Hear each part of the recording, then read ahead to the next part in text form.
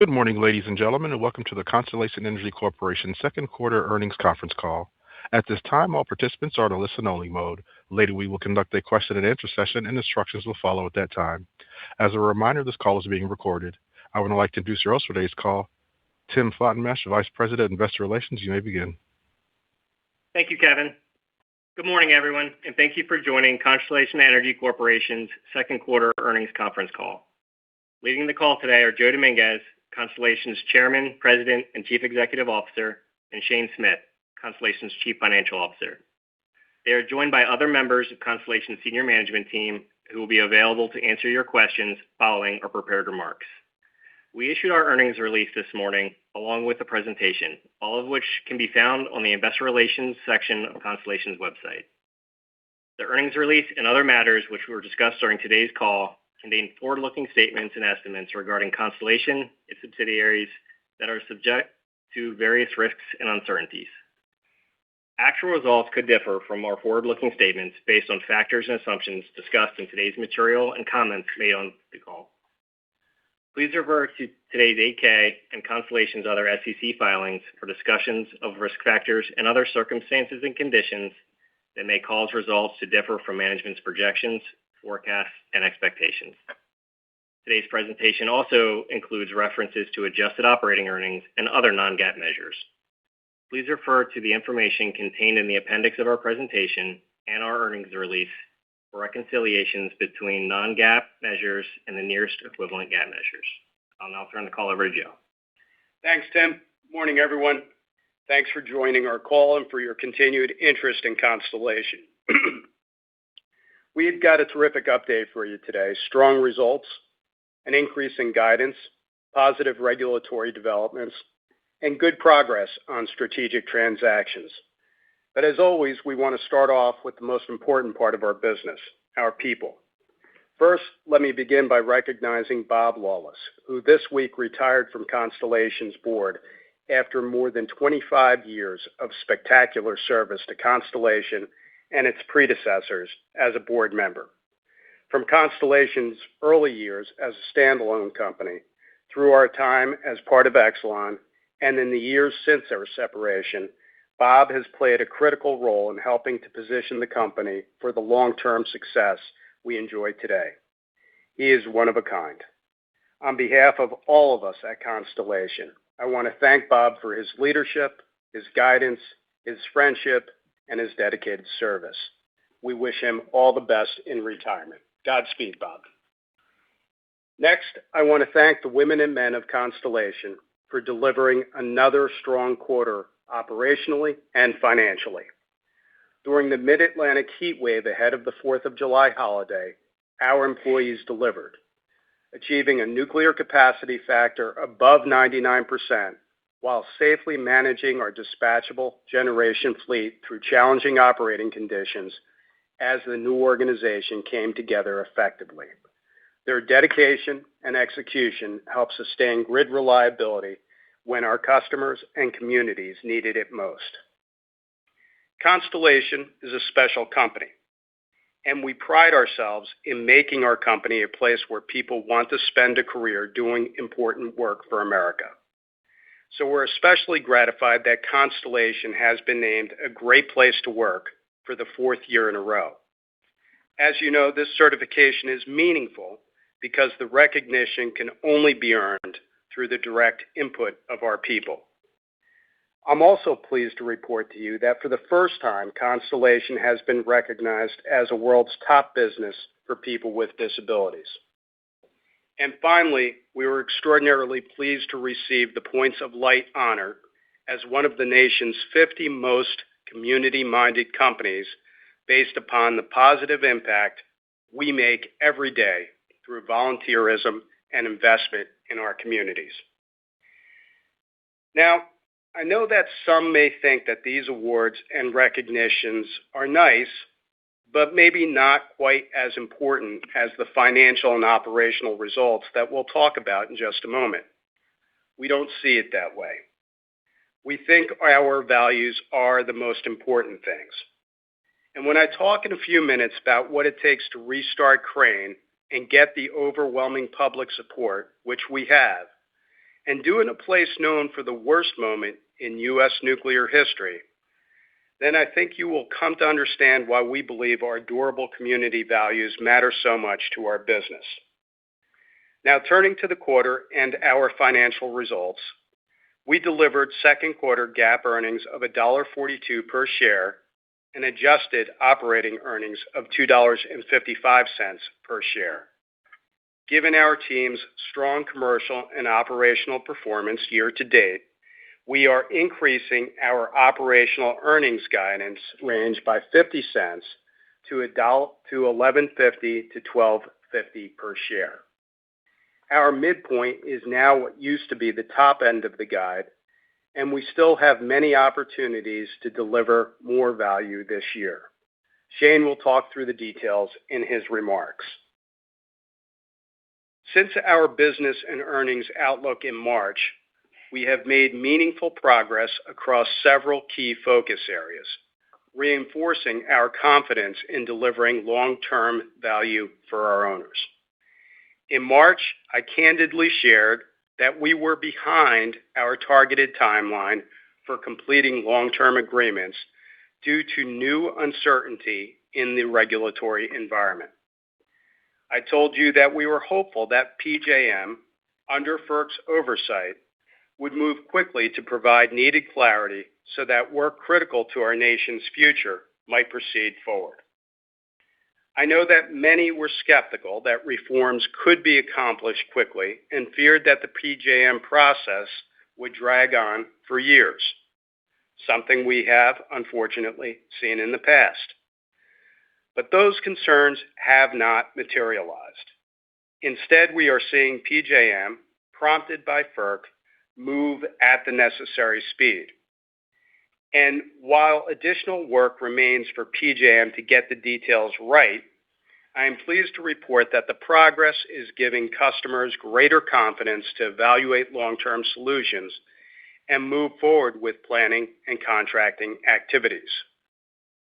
Since the last call, we have signed approximately 920 megawatts of long-term nuclear deals that are consistent with our view of long-term value. These contracts have an average duration of 18 and a half years and are with investment-grade customers. Now, as we talked about, and as I explained to you last quarter, we will continue to follow our customers' lead on how and when their agreements are disclosed so that they may protect their procurement strategies. Turning to Crane, important progress has also been made on the restart. During the quarter, the NRC approved the Crane New Fuel licensing amendment request, clearing the path for the receipt of new fuel and representing another significant milestone towards returning the facility to service in the second half of 2027. In addition, FERC granted the waiver request to transfer the capacity injection rights from our Eddystone facility, which is slated to close, to Crane. We expect that this transfer will help clear many of the transmission contingencies identified in PJM's initial deliverability review and will pave the way for Crane to deliver full value to the grid. Further strengthening the value and unique long-term durability of our nuclear fleet, we continue to extend the lives of our clean energy centers. During the quarter, we filed subsequent license renewal applications for both the Ginna and 9 Mile Point 1 clean energy centers. These extensions were made possible by Governor Hochul and the New York Service Commission, recognizing the value of clean, reliable nuclear energy and extending the ZEC program, advancing our strategy to preserve these critical assets for New York and for America. As a reminder, these programs and license extensions mean that Constellation is truly in a unique space, with the vast majority of our power generation secured through 2050 and beyond. Integration with Calpine is progressing well, and we are seeing strong collaboration across the combined organization as teams identify opportunities to create additional value for you. In addition, we're pleased to have reached an agreement with LS Power to sell the Brazos Valley Energy Center. Following regulatory approvals and closing, the sale will satisfy the final DOJ requirement tied to the Calpine acquisition. The fact that smart private equity buyers with long track records in competitive power markets are willing to pay over $1,400 a kW for Texas assets in a soft ERCOT market should tell you everything you need to know about the value of the efficient gas fleet that we now own. Finally, we continue to execute on our capital allocation strategy. Year to date, we have deployed approximately $2.2 billion toward opportunistic and accretive share repurchases. Shane will talk about it, but we already are seeing upside to our earnings from these buybacks. Turning to slide 6, as I mentioned at the outset, we executed this quarter on 920 megawatts of long-term contracts for nuclear power. While I can't disclose pricing, what I can say is that the deals recognize the value of existing clean and reliable nuclear energy as a premium product. After a successful quarter in signing deals, we have now contracted roughly 30% of our clean base load output under long-term agreements, and our transactional pipeline for future deals is both robust and active. Taking an additional moment on the deal that was announced this quarter with our partner Walmart, I wanted to mention that Walmart has a long history of supporting clean energy development. But this agreement represents their first nuclear power purchase agreement and the first transaction of its kind for a major retailer. Walmart is helping to define how corporate customers think about nuclear energy, reflecting a growing recognition that achieving ambitious decarbonization goals requires access to around-the-clock carbon-free generation. This transaction is only the beginning of a wonderful partnership with this iconic American company. The Walmart deal, taken together with the others this quarter, reinforces the broad appeal of our products and capabilities to customers of all kinds. Moving to slide 7, I want to provide some additional context on regulatory developments that are improving the backdrop for customer contracting. In June, we received strong validation from FERC, which made clear its desire to move more quickly in establishing new pathways for serving large loads. FERC ordered every RTO to justify how their existing tariffs provide for the just and reasonable interconnection of large loads to the grid, or propose revisions to their tariffs.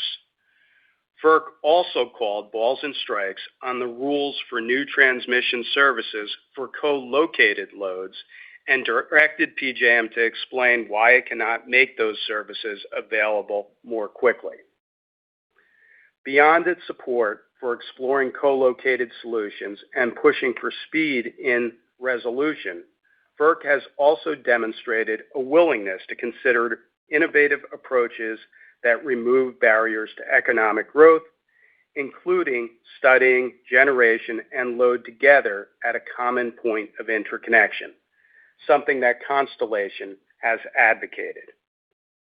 Initiatives like these could create a meaningful pathway for customers to access affordable solutions more quickly while maintaining reliability and supporting broader economic development objectives.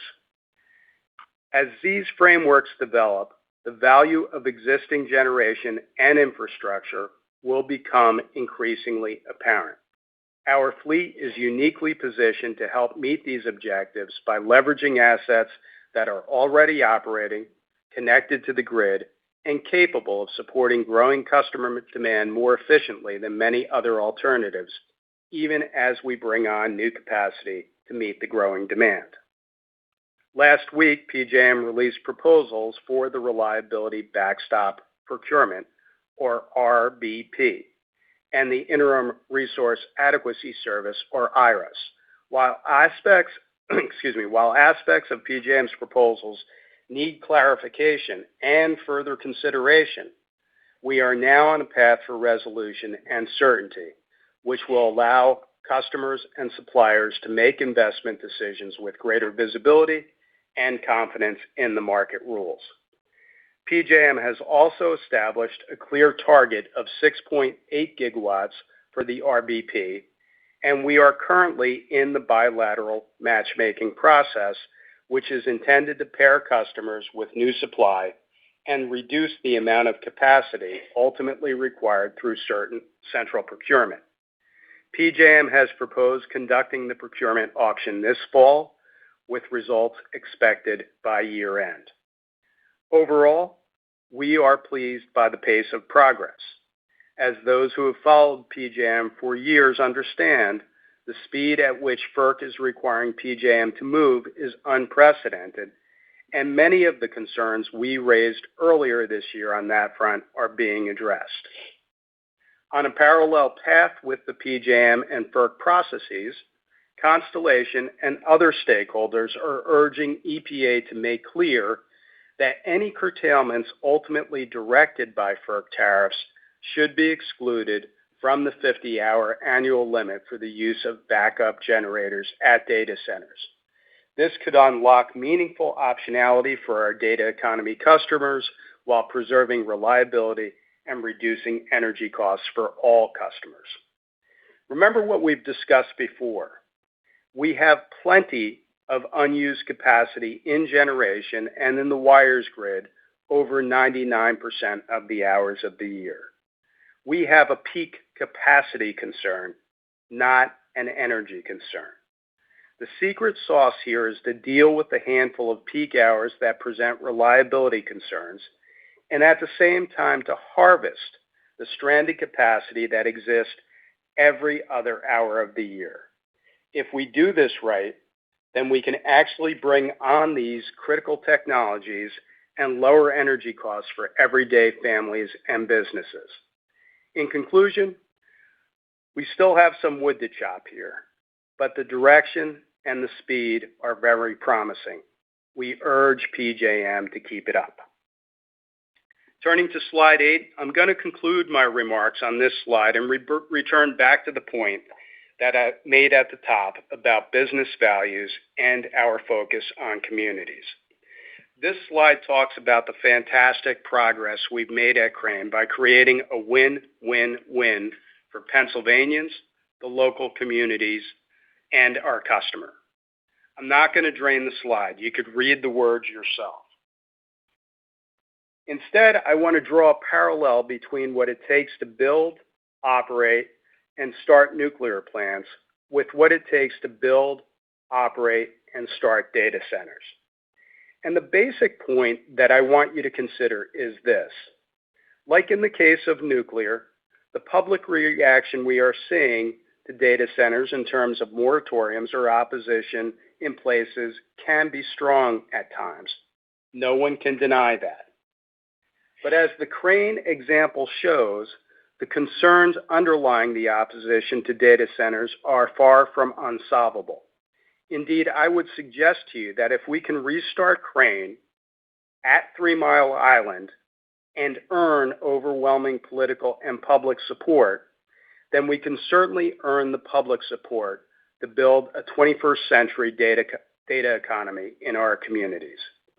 It comes down to the trust we earn with the right business values focused on making our communities better and stronger. It's all about the things on this slide: jobs, tax base, and community contribution. When it's done right, it works. With that, I'll turn it over to Shane. Thanks, Joe, and good morning, everyone. Turning to slide 9, we earned $1.42 in GAAP earnings per share and $2.55 in adjusted operating earnings per share in the second quarter, which is 64 cents higher than the second quarter last year. The higher year-over-year quarterly results are primarily attributable to accretion from Calpine, higher capacity prices in PJM, and strong performance from our commercial business that has once again delivered value through higher realized customer margins and from portfolio optimization during periods of volatility. This strong performance has contributed to our improved full-year outlook, which I will cover shortly. Our favorable quarterly drivers were partially offset by higher planned nuclear refueling outage days and the timing of revenue recognition from the Illinois ZEC program. As we've discussed on prior second quarter calls, Illinois ZEC revenue timing can vary year to year. This quarter, we recognized $85 million of banked credits compared with $200 million last year. This timing item was already reflected in our 2026 guidance and has no impact to full-year results. This true-up also reflects the final planning year adjustment before the Illinois ZEC program ends in May of 2027. Slide 19 of the appendix provides additional details on the program. Moving to slide 10. Our nuclear fleet delivered a 93% capacity factor and generated 40 terawatt-hours of reliable, low-carbon electricity while completing 6 planned refueling outages. As expected, the quarter included additional planned outage days, which reduced our capacity factor by 1.8% compared to the second quarter of 2025. Our 23-day average refueling outage duration in the quarter included the successful implementation of our turbine upgrade at Byron Unit 1, and even with that longer outage, the team still outperformed the industry average duration by 40%. This outstanding result in a quarter with elevated planned refueling activity speaks to the consistency, discipline, and expertise of our nuclear operations team that performs this work efficiently and, most importantly, safely. Turning to slide 11. We are raising our full-year adjusted operating earnings guidance range to $11.50 per share to $12.50 per share, up from our prior range of $11 to $12 per share. Strong commercial execution, combined with the benefits of our disciplined capital allocation, gives us the confidence to raise the midpoint of our full-year guidance by 50 cents per share just halfway through the year. We will revisit our full-year outlook in the Q3 call as we put the summer behind us. We have reflected these updates in the modeling appendix on slide 25. Turning to slide 12. We continue to operate from a position of financial strength, supported by our strong investment-grade credit ratings. That financial strength gives us flexibility to best serve our customers, invest in our business, and also return capital to shareholders in a disciplined way. Since the first quarter call, we returned just under $2 billion of capital to our owners through share repurchases. Together, with the $335 million we shared on the Q1 call, we have allocated about $2.2 billion to accretive share repurchase in the 4 months since our business and earnings outlook at the end of March. We will continue to be opportunistic as we deploy the remaining $2.8 billion of available authorization. Today, after a very competitive process, we announced an agreement with LS Power to sell the Brazos Valley Energy Center for $860 million, or about $14.20 per kilowatt. It was great to see such a high level of interest for the asset in spite of recent ERCOT weakness. It was clear from a very competitive process that buyers recognize the long-term value of gas-fired assets with the potential for even higher utilization rates. Once approved, this divestiture will satisfy the remaining DOJ settlement obligations for the Calpine acquisition. In total, the assets that were required to be divested by the DOJ are expected to generate approximately $5.9 billion in gross proceeds, which at a nearly $1,200 per kW basis reflects a healthy premium to the implied $960 per kilowatt purchase price of the Calpine assets. Moving to slide 13. As discussed in March, we see meaningful opportunities to grow our earnings and free cash flow over time. We have already started translating a few of those growth levers into tangible contributions. The sensitivities provided in March were informed by active discussions across a diverse set of customers. Now that we have executed nearly 1 gigawatt of nuclear PPAs within the range contemplated by this view, we thought it was worth revisiting this table. While the agreements announced today have later start dates and are not expected to materially impact 2029 earnings, they provide additional visibility into sustained growth in our base earnings over time. Separately, We are also updating our 2029 capital allocation sensitivity range to reflect the share repurchases we have completed to date. The updated range now includes a floor of $0.20 per share with potential of upside of greater than 75 cents per share. The low end reflects the benefit of the repurchases already completed, while the high end reflects the meaningful optionality we still have under our buyback authorization and our ability to continue deploying capital when we see attractive growth opportunities. Last, I would also like to highlight an update to the nuclear production tax credit as shown on slide 17 in the appendix. Following the IRS publication of the 2025 inflation adjustment, we updated our forward PTC strike price assumptions, incorporating the 2.8% adjustment for 2025 and continuing to assume 2% inflation annually in 2026 and beyond. The projected 2030 PTC strike price will increase from $49.88 to $50.88 per megawatt hour. This change will increase our view of 2030 base earnings by approximately 30 cents per share. More broadly, the PTC's inflation linkage continues to provide upside to our base earnings outlook should inflation exceed our 2% long-term assumption, and is another factor supporting our goal of sustaining double-digit base earnings growth into the 2030s. With that, I'll turn the call back to Joe. Thanks, Shane. To close out today, in practical terms, we're seeing the benefits of speed in the regulatory process. Our customers are gaining more certainty every day, and we're hopeful that PJM and FERC could remain on track and deliver regulatory clarity by year end. Our team also is actively engaged with customers and policymakers to explore different options for connecting new large load to the grid, and our conversations are strong. We're focused on what we do best, operating our assets at world-class levels, helping our customers achieve their energy and sustainability objectives, and creating long-term value for our owners, customers, and the communities where we live and work. Thanks for your time today, and the team is now ready for your questions. Thank you. Ladies and gentlemen, if you have a question or a comment at this time, please press star 11 on your telephone. If your question has been answered and you wish to move yourself from the queue, please press star 11 again. We'll pause for a moment while we compile our Q&A roster.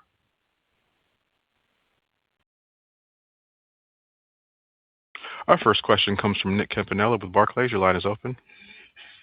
Morning, Nick. Hey, good morning. Thanks for taking my questions. Hey, so it's great to see the new long-term nuclear deal. I guess just can you kind of talk about if it's acceptable in your terms of long-term value, just price and term? I guess how do we think about the customer? It sounds like it's a hyperscaler, but is this just more of a traditional C&I? And is it one deal that's incremental to Walmart? Just how to think about that. Thanks. Yeah, look, I'm not gonna, as I said, I'm going to adhere to the rule that we're going to let the customers explain their deals and announce them to the extent that they choose to. But Nick, it is consistent with our view of long-term value for the nuclear fleet, and I think this is one of many opportunities we're continuing to see in the market. Okay, great. And then you mentioned being engaged in the bilateral process in PJM. Can you just give detail? Obviously, that'd be new capacity that would net against the 6 gigawatt figure, but could hybrid deals be in play if you could, work to address, the non-peak issues, and maybe talk about the 5 gigawatts of new capacity that could be eligible that you highlighted on the last call? Thank you. Yeah, Dan Eggers is kind of overseeing a bit of that, so I'm going to ask him to chime in here. But look, the bilateral process is confidential, and we'll keep it that way. But you should assume that all of the opportunities we have to add megawatts are being talked to with customers, in combination with our existing capabilities. Think about it. I mentioned this on the call. The best outcome for America is to take advantage of the stranded capacity that exists in the U.S. grid. That's wires and generation capacity. That's fastest, and it also reduces costs. How does it reduce costs? We know on the wire side, all the fixed cost elements of the system get spread out over more hours of usage. That brings the per hour usage rate down. So that's how it works on the wire side. On the energy side, in competitive markets, what it means is it puts downward pressure on capacity prices over time. Remember, the capacity price that generators seek in the PJM market, or the so-called missing money, is the difference between what it costs them to build and operate and what they're receiving in energy markets. So the more the existing generators fully utilize efficiently, are fully utilized by customers, the less dependent they are on a big capacity payment. We've seen that over the years. As energy and ancillary services go up, capacity prices go down.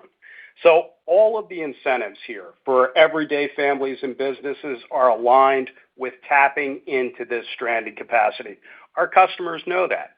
At the same time, we do have to manage the peaks. That could be managed with batteries, with demand response, with peaking resources. Other forms of generation could be a part of that, but they still have to figure out not just the peak, but what they're doing every other hour of the year. That's where our fleet becomes extraordinarily valuable, because it's a fixed price, clean energy resource that they could count on for decades, and that's what they want. So this kind of idea where we're trying to, or this notion that existing and new are completely bifurcated and don't come together is just not the reality of the way customers look at their procurement strategies. The backstop auction is a part of that, but it's also part of what we're doing every single day in our conversations with customers. Thanks for your thoughts. Dan, I said I was going to hand it over to you, and then I went on and talked about it for 2 minutes. It was great. Nick, what I'll add to what Joe said, right, is that when we put forward the megawatts in the interconnect queue, it was a full range, anywhere from uprates on the base load side to batteries to peakers. Our motivation here is consistently to provide our customers with what they need, right? So solutions are important. The bilateral market is clearly a place where we can get those things done. We'll see how that works out and what's left to address in the RBP when we get there. Yeah, Nick, I'll just come back, Dan. Thank you for that. And I'll just come back, Nick, to another big piece of this.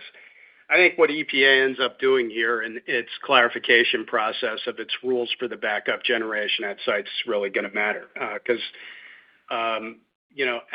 as resources have to be curtailed to address these few peak hours, the utilization of those backup generators may be the most effective way for us to kind of address the peak demand and do the things we're talking about in terms of really taking advantage of the stranded capacity in the system and lowering prices for customers. Thanks for all your thoughts. One moment for our next question. Our next question comes from Steve Fleishman with Wolfe Research. Your line is open. Hey, Steve. Good morning. Hey, good morning. So a couple questions on the new contracts. So it's from nuclear. So most of your nuclear is in PJM. So should we assume these are in PJM? Steve, we're not really going to pinpoint the origin, but yeah, you're right. Most of our stuff is in PJM. Okay. And just, I think there have been some concern that, with the connected manager or IRS, like whether customers can contract for existing, like whatever contracts you have they kind of incorporated, kind of whatever outcomes could come out of that? Yeah, Steve, I think I probably droned on about it a bit long just a moment ago, but let me give you a specific example. Let's suppose that in the context of connect and manage, a customer is deciding to use batteries or further rely on backup generation. They could do that and comply with what we see as the proposed rules going forward. But they'll still need to buy power. They'll still need to buy energy really for all of the other hours they're not managing, the other 99%. And so that's where the existing resources are going to be able to provide quick solution sets. Otherwise we'd be waiting for every data center to wait for every megawatt to be interconnected and built. And if that's the case, we might as well hand over the keys to China. We're never going to build this economy if the outcome is going to be we got to wait for new power plants to be built before we can connect any data center. It's clearly not what FERC is thinking about. It's clearly not what Secretary Wright is thinking about. What we're trying to do is manage the peaks. A lot of devices to do that, but the bedrock of building out at least this early phase of the data economy is going to rely heavily, in my view, on existing generation, as it has. Okay, and then one more question. Just your range of the potential value of contracts, I think it's $20 to $50 a megawatt hour. It's pretty wide. Can you give us any sense of how things are trending within that range? Hey, Steve, it's Shane.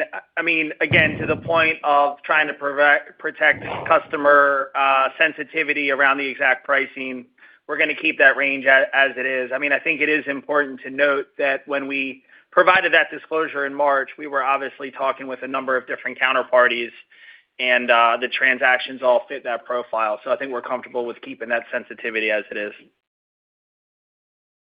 Okay, great. Thank you. Thanks, Steve. One moment for our next question. Our next question comes from David Arcaro with Morgan Stanley. Your line is open. Morning, David. Hey, thanks so much. Good morning. Was wondering if you could, maybe shifting over to the ERCOT market, wondering if you could give your view on the Batch Zero process. Do you have projects that you're partnering with in that program? And curious how you see that evolving from here. Yeah, let me turn it over to Dave Dardis for comments on that. The answer is yes. We also have, by virtue of the acquisition of Calpine, some projects that were really early first movers, I think, in Texas, where we've gotten through necessary approvals and we're proceeding with clients on it. But some of our sites are in the Batch Zero process, and so we're evaluating what it means to answer the questions presented by the governor's letter, and we're hoping to see activity here from ERCOT and the Texas PUCT to clarify those things soon. David, anything to add? I guess all I would add is, Governor Abbott has been very clear that he's a champion for responsible data center development in the state of Texas. He understands its importance for Texas competitiveness and ultimately American competitiveness. So I don't think anything has changed there where he has said, Texas should be the epicenter of AI. I don't think his view has changed on that. But like all these folks, particularly coming into the midterm elections, they want to be responsive to their constituents. And Governor Abbott has asked for some pretty reasonable information to be included as part of Batch Zero. We think all that information can be provided quickly, and we don't think it should be a meaningful delay in ultimately moving through that process and getting answers quickly. So we see this as a temporary measure here that we think is manageable by the industry, and we look forward to working with the governor and the PUCT. And David, I think some of the answers here are going to be pretty darn good. There's some fanciful kind of numbers out there about the use of, for example, water and things. Some of the solutions that we're seeing for water usage from some of our clients are, put water consumption on the level of, a restaurant or a large store for data centers. So I think it's going to be an eye-opener to people. I think they're the right questions to be asked. Not all data centers are the same. So maybe this is intended to ferret out those that have been less efficient with water resources. But I think there's a lot of good answers out there. Absolutely. Yeah, it's really helpful. Thanks. And curious if you could also maybe give your view on the outlook for just on the power market side of things for ERCOT, outlook for power prices and spark spreads from here. The market's been under pressure, and curious your view on that, and maybe also just the battery storage, how that's impacting the market from here too. Yeah, thanks for the question, David. This was one that came up last quarter. I think Jim and Andrew talked a bit about it. What we're seeing in Texas is what we fully anticipated. The battery storage and other things you're talking about started earlier and they're arriving on the grid earlier than the load is. And so we talk a lot about data centers in Texas, but if you really take a look at where the construction of that build out lies, you'd find that the vast majority of the data centers that are anticipated are still at some stage of construction and not on the grid. So, Andrew, I think, was the one that mentioned we would expect to see, dependent on weather, and if you don't have the right weather, you're not going to see a lot of price action in Texas, and that's what we've seen this year. It was completely expected by us at Constellation, completely expected by Calpine, and we positioned ourselves in the market accordingly. I think the market will start to tighten up as the data centers get built, and you start to see the market come into more or less equilibrium. Excellent. Thanks so much. One moment for our next question. Our next question comes from Jeremy Tonet with J.P. Morgan Securities. Your line is open. Hi, good morning. Jeremy. Good morning. Hi, thanks. Good morning to you. Just want to turn to slide 13, if I could, and looking at the earnings and free cash flow before growth opportunities in 29, and I see the capital allocation is bolded on the table. I think that might be new this quarter. I saw, the share repurchases there, but just wondering, on the growth investment side, is there anything kind of new to think about, with regards to this table here? Hey, Jeremy, it's Shane. So in the initial disclosure back in March, we didn't give a floor. We kind of gave a 50-cent plus as an upside. And so what the 20-cent as a floor is meant to represent is the progress we've made in the last 4 months from those accretive $2.2 billion of buybacks. So wanted to establish that floor. Naturally, that raises kind of our view of the higher end, and we'll see what's beyond. From a growth angle, obviously, we continue to explore, but there's nothing that we've disclosed that would directly inform that range at this time. Got it. That's helpful. Thank you for that. And then, just wondering about customer conversations in general, how the tone or might have changed over time here. PJM, you're seeing some kind of improvements in energy prices, capacity prices later dated here, and wondering how that's influenced conversations, even with like existing large load and the interest in de-risking, their power price exposure over time. Just curious how, conversations might have changed over time. Yeah, Jeremy, I feel like I've been talking about it for 20 years, but it's probably more like 2 years. The worst thing for deal execution is ambiguity and uncertainty. I think I've said, and for those of you who've been on our calls for a while, I remember we were talking about, which components of the transmission service should large load pay and be excused from. And I think I offered, you got to just tell these people what it is, and then they could plan around it. I think what we'll see is very shortly the entirety of the data economy investing what could be upwards of $1 trillion in infrastructure annually when you put all the pieces together. People want to get this stuff going. You read the Morgan Stanley report the other day. The returns for the investments they're making in data economy and these AI models are proving out. What our customers want is to understand the rules of the road, and then they'll manage around them. Some things need to be done better. PJM's Connect and Management program needs a lot of improvement.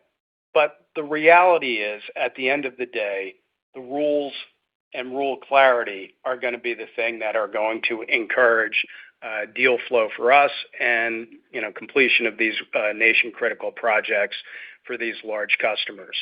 So just over the course of this year, as we've been, when we started the year, we really started from a position where the executive order that the president signed with the hyperscalers and the pledges they signed, people were trying to figure out what that would look like in actual practice. A lot of really good work has been done. And although we don't agree with everything that PJM has proposed, we applaud them for providing clarity that is needed here.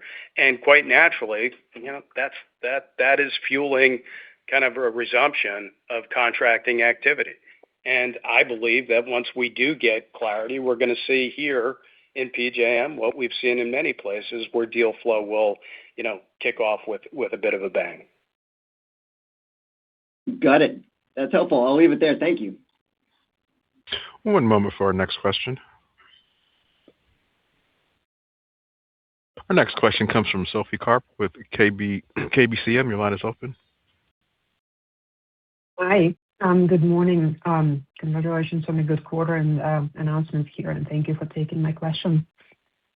I was wondering, what do you guys see as the next step in the co-location process in the PJM? Will there be a definitive document coming out of the PJM that will be the final and authoritative, I guess, document in this process that will establish the final clarity for everyone, and when will that be?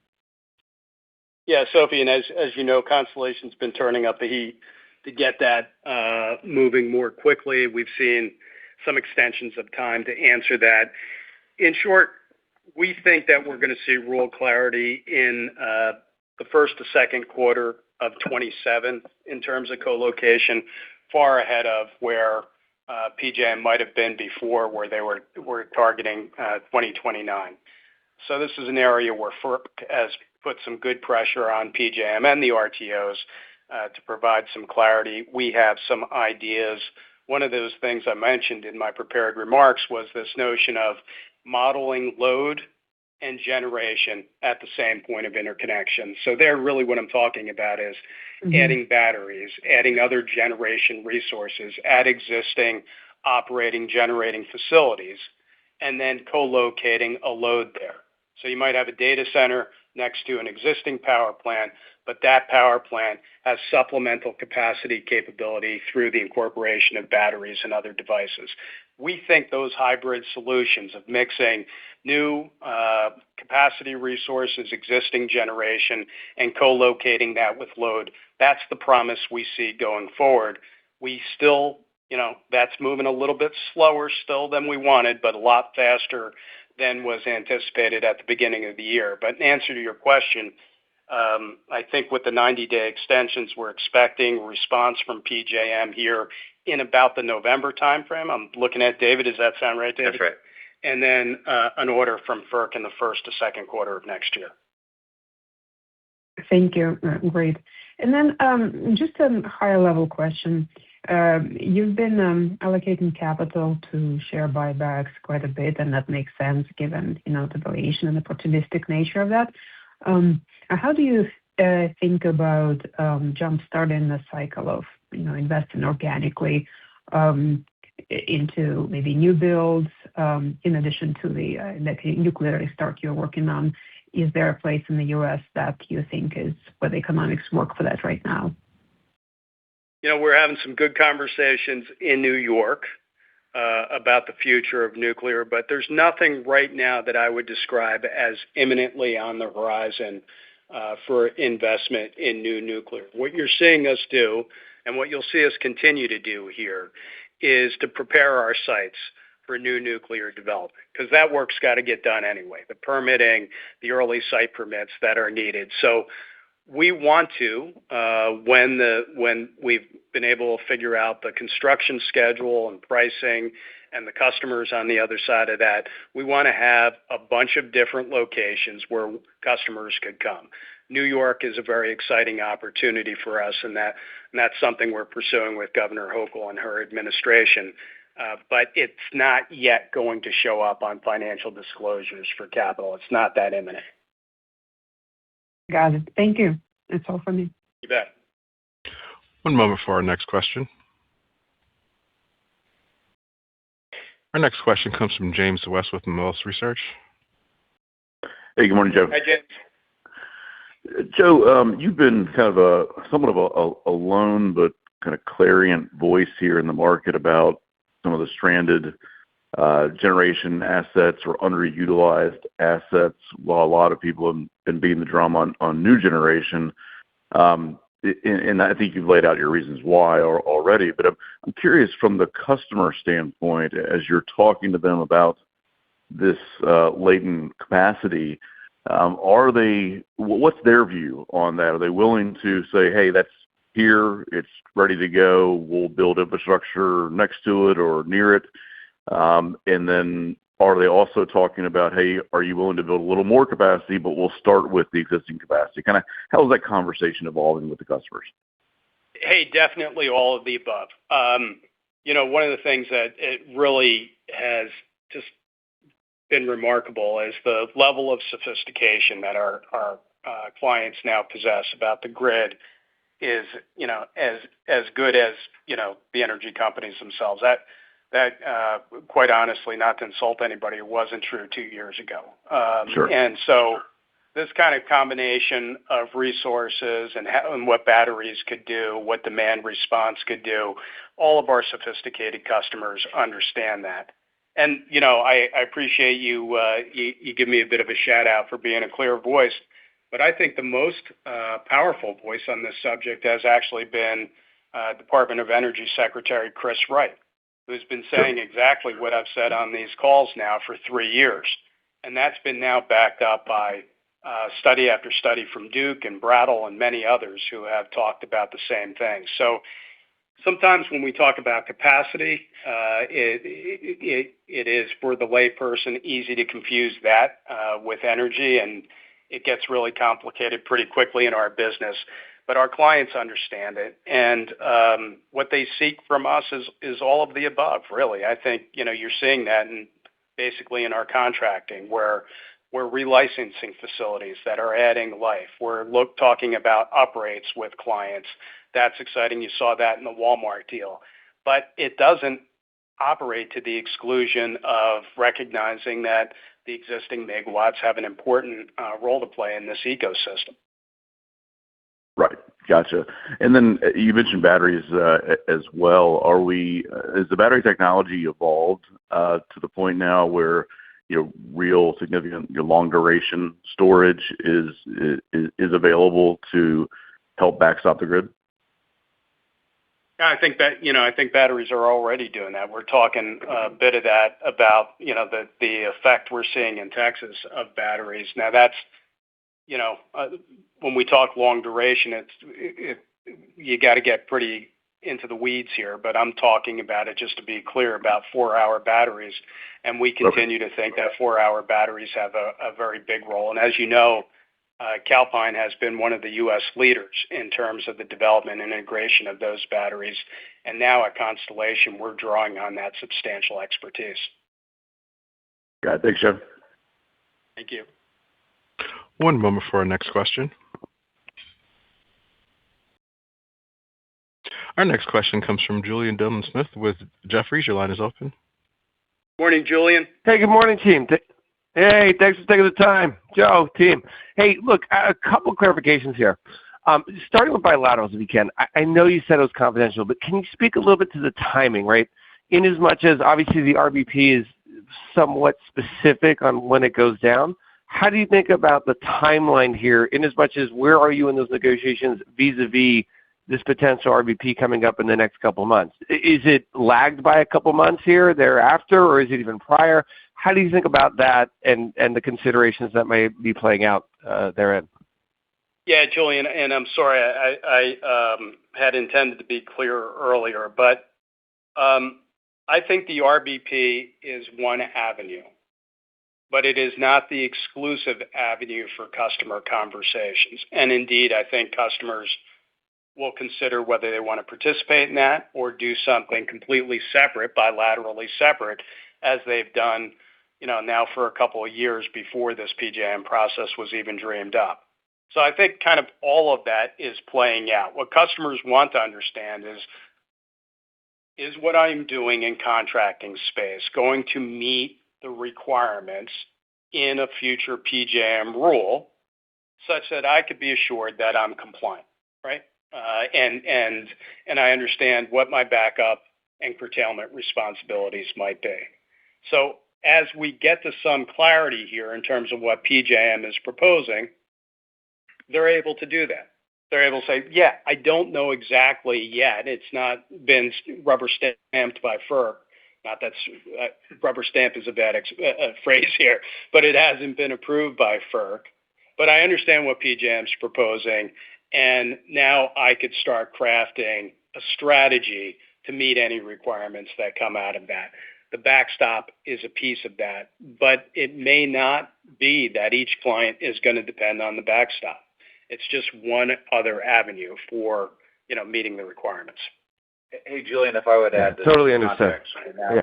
Hey, Julian, contracts today, those are signed contracts. So if the question was, are we dependent upon something on the FERC decisions or PJM decisions, these deals are not dependent upon those outcomes. Yeah, sorry, I didn't know if that No, that part was clear. No, that wasn't. But I appreciate you confirming it regardless, and I appreciate it. Actually, if I can pivot real quickly to the other side of the equation, obviously Illinois has a lot of interest. They've kicked off a process on nuclear procurement here this year. You all are an obvious counterparty here, and I suspect you don't want to negotiate this on the call per se, but can you speak to the timeline around what the state's looking to do on procurement here, in as much as, from what I understand, that includes uprates as well as new nuclear? How would that timeline play out in tandem with anything else you have going on? And obviously you have a CMC expiration here next year. Any considerations there and you'd care to share, given where we stand today, alongside the state's wider new nuclear emissions? Well, I think the state has a process here where they're going to do an IRP and then ultimately a procurement plan, and we'll have a voice in those things. We don't have anything separately, that we're negotiating with the state of Illinois, to be absolutely clear. We'll see what they come up with the IRP. We think New York is a wonderful template for what Illinois should be looking to do. Yeah, no, that makes tons of sense. Looking forward to it. All right, guys, thanks for the time. Good luck. Thank you, Julian. Thanks, Julian. Ladies and gentlemen, this concludes the Q&A portion of today's conference. I'd like to turn the call back to Joe for any further remarks. Well, again, thanks for your continued interest in Constellation. Our people had really a spectacular quarter, and we look to finish off with and have a spectacular year the rest of the way. I want to wish you all a safe rest of the summer and look forward to getting together at the end of the third quarter. Thanks again. Ladies and gentlemen, thank you for your participating in today's call. This concludes the program. You may now disconnect. Everyone have a great day.